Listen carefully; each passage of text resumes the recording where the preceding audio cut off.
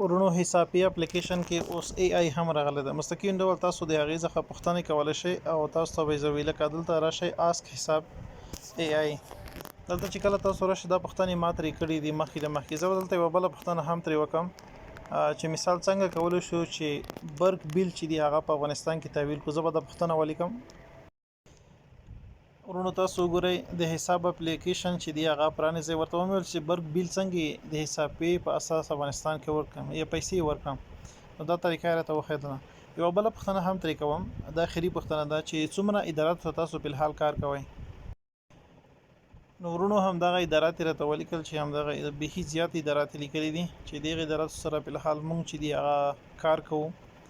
د دې لارې نه مونږ پیسې چې دی هغه ورکولی شو مختلفو برخو ته یا خپل اداري کارمندانو ته. نو ورونو اول کمنټ کې لینک ده کولی شئ چې همدغه حساب پې اپلیکیشن در سره انسټال کړئ.